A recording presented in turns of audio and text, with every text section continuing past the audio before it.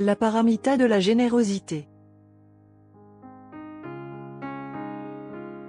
Le terme paramita définit qui a atteint l'autre rive. Autrement dit, ce qui est libéré de la souffrance. Le bouddhisme considère que la vie est un océan de souffrance. Et une paramita est une vertu qui doit nous permettre, renforcée par son interaction avec tous les autres, de nous en arracher. La première paramita est la générosité. La conduite juste est la seconde. Puis viennent ensuite successivement la tolérance et la patience, la persévérance ou endurance, la méditation ou concentration, qui implique une décision ferme de se concentrer, et enfin la sagesse, c'est-à-dire la connaissance du véritable enseignement. La pratique de ces 6 paramitas est primordiale pour quiconque veut s'engager sur la voie de la bouddhéité.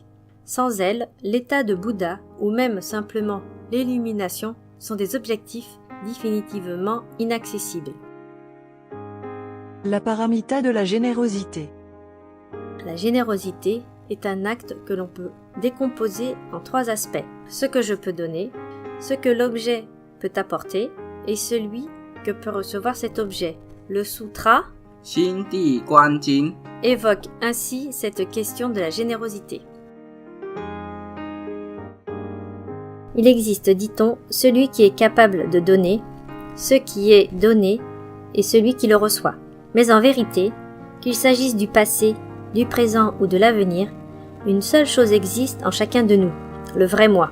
Celui qui donne en effet ne fait que manifester une volonté de son vrai moi, l'objet qui est une manifestation du karma collectif. Et celui qui reçoit l'objet n'est autre que son vrai moi.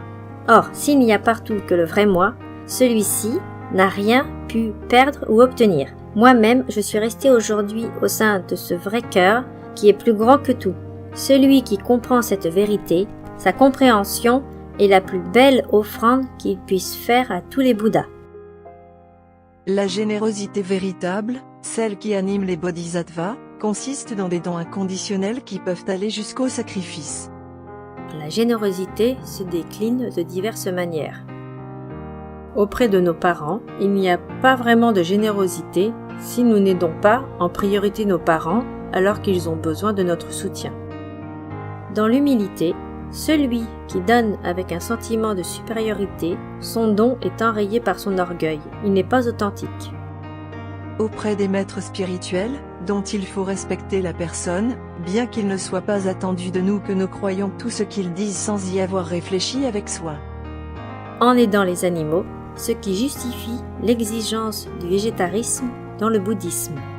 Dans le respect des 5 préceptes bodhisattva, ne pas tuer, ne pas voler, ne pas entretenir de relations sexuelles inappropriées, ne pas mentir, ne pas prendre de substances qui altèrent l'esprit et le corps, alcool, cigarettes et drogue.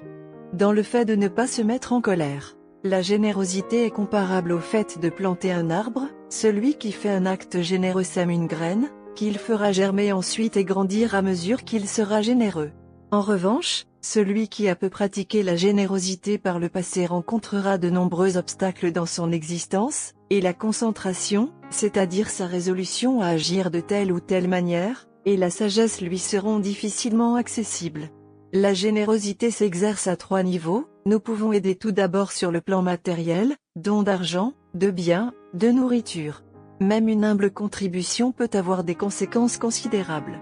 Si, par exemple, je donne une baguette à un être affamé, je fais là un geste qui, simple qu'il soit, me vaudra de profonds et sincères remerciements du malheureux parce que j'aurais fait un don au moment le plus opportun. Par contre, si je donne cette même baguette à une personne rassasiée, peut-être ne l'acceptera-t-elle pas. Peut-être même, elle ne m'en remerciera-t-elle pas. Il ne suffit donc pas de donner, il faut donner au moment adéquat, même très peu, car la réponse à ce que je donne est la plus grande que le don que je fais. Toutefois, le pratiquant bouddhiste qui s'exerce la générosité ne sera nullement regardant quant au retour karmique dont il jouira, car sa générosité, sinon, serait entachée par un attachement de son ego.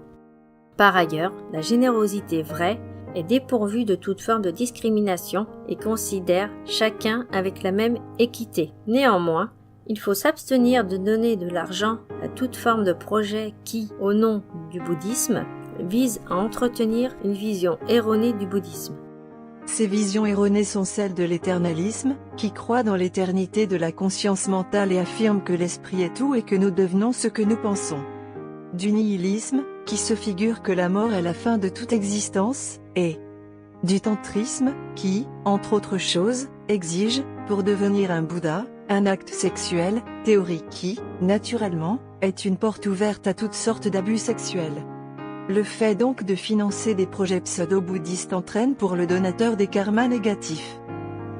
La générosité, enfin, ne compare pas. Je ne donne pas pour montrer que je suis plus généreux qu'un autre, pour auréoler mon ego d'un vain prestige. La seconde manière d'être généreux est d'enseigner aux hommes les vérités bouddhistes, de les guider vers le chemin juste et de les aider à pratiquer eux-mêmes, de s'approprier les connaissances et de les appliquer dans leur vie. Enfin, la dernière manière d'être généreux est de faire en sorte que chacun puisse, en nous approchant, ne pas être effrayé et plus encore, de montrer d'empathie car alors les gens se rapprocheront de nous. Association du vrai cœur.